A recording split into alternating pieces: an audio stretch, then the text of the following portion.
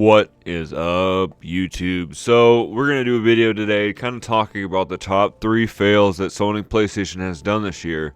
And quite honestly, there were 3 big ones. Obviously, with what's going around with the internet right now, the huge one is that Sony is removing TV shows that you have purchased through the Discovery Plus app. But we're going to start with the first one this year that was kind of really huge that threw a lot of people off. So let's see here. Back in October, it was announced that Sony PlayStation was going to raising the prices of all the 12-month subscription fees. So all your PlayStation Plus memberships and stuff like that was all getting raised up. Now it was across all tiers. So this was like, your basic one, which was just the PlayStation new games, but then there was also the ones like where you could get all the retro games and everything with that, and it was increased by roughly 30%, which some people are like, well, that's not too much, but when you're paying like right here, so the 12 months for your essentials, which was your basic one, it went from $60 to about $80, so you saw that about $20 increase.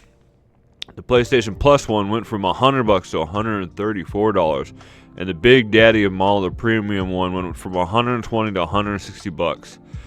Let's see. At the time, Sony issued a brief statement explaining that the significant price hike was basically an adjustment that will enable them to continue bringing high-quality games and value-added benefits to your PlayStation subscription fee. Yeah, so basically they tried to justify it by saying that because they were doing this, they're going to bring even more high-quality games and stuff to it. Now, I know a lot of people recently have been complaining that the actual inventory of games that they have available are not very good at all, guys. About the only perk that I've seen that's been is now, if you got good enough internet, you're able to stream games instead of downloading them. I've always wanted to play Azura's Wrath, and I've actually been able to do that now, so I just stream it basically without having to fill up my whole PlayStation with games. Alright, so we're going to move on to number 2 now. Now, this one was really recent, so these next 2 are actually going to be within the last few months. It was announced in November that Sony will face a huge lawsuit in the UK worth up to £6.3 billion, which is equivalent to $7.9 billion in the US. It is claiming that the PlayStation maker abused its dominant position, leading to unfair prices for its customers. So the big thing over in the UK was they were basically monopolizing the market for digital games and stuff like that. So Sony is the owner of PlayStation and everything like that. So they had their online store set up, and they were they were the only ones selling. So what they were doing is they were raising the prices, and then they were making money off not only that, but also they were charging developers a 30% commission. So it says that the company abused its dominant position by requiring digital games and add-ons to be bought and sold only via the PlayStation Store, which charges a 30% commission to developers and publishers. So essentially what they were doing was they were making it so you had to buy all your digital games, everything through the PlayStation Store. They'd probably more than likely raise the prices too, and then on top of that, they were charging 30% commission to the developers and the publishers.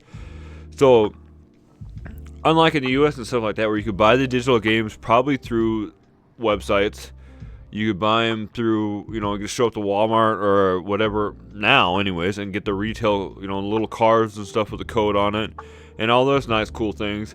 You were unable to do that, I guess, over in the UK. So you were stuck, probably paying a premium price, and then on top of that, the companies, like the developers and the publishers themselves, were getting screwed over because then they were getting charged, a 30% commission too.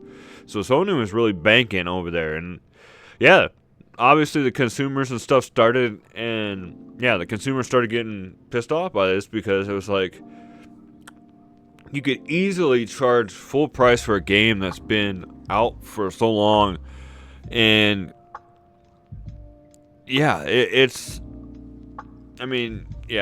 just crazy, guys. So that was number 2.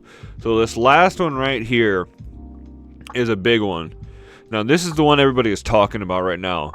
Sony is about to remove over 1,000 Disney show or Discovery. Sorry, I keep saying Disney. I had that issue the other day a lot too.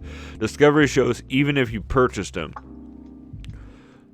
So over 1,300 seasons of shows like Animal Planet Presents, Cake Boss, Deadliest Catch, American Chopper, How It's Made, and Musters will remove. You can check out the full list here. If you guys are interested more in this and seeing the list and stuff, I actually just released a video the other day talking about how they're doing this. But essentially what is going on, Sony, I guess, is obviously not, excuse me, it says right here, due to our current licensing arrangements with content providers, you will no longer be able to watch any previously purchased Discovery content.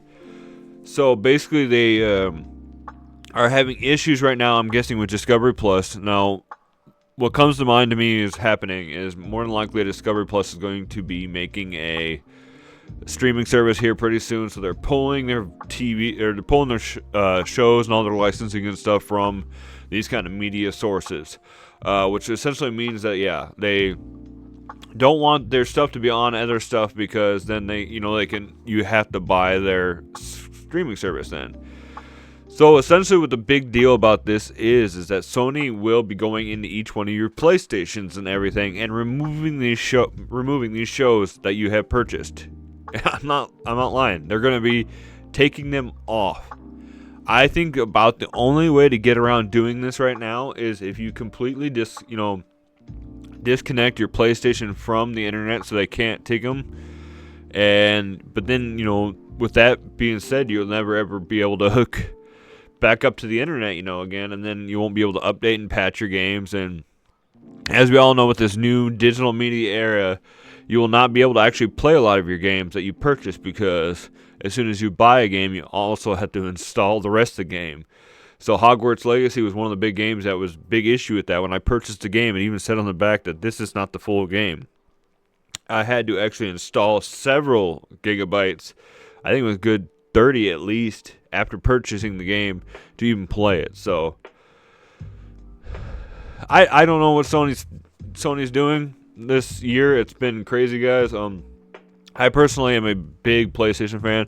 Now, I'm not going to let this stuff stir away from playing these games anymore, but I'm just hoping that videos like this and stuff like that, people will bring this to light, and Sony will, I hate to say it, we're such a woke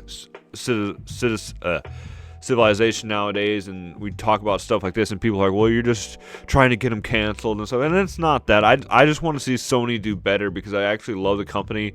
I've been a huge PlayStation fan. Like, it was one of my first consoles that I have a bunch of memories with. I think I was around, 9 or 10 years old when it came out. So it was my first huge console that I have a ton of memories with, and I just don't want to see them get they shouldn't be getting away with stuff like this, or they shouldn't be doing stuff like this. So with that being said, I want you guys to comment below what you guys think about this. Did you enjoy this video? Also, what do you think about what Sony's been doing? Do you think that this needs to stop, or do you think that it's just going to keep getting worse, guys? And do you think down the road that Nintendo and PlayStation or Nintendo and Xbox are going to also start doing stuff like this? So with that being said, guys, as always, stay retro, my friends, and I will see you in the next video.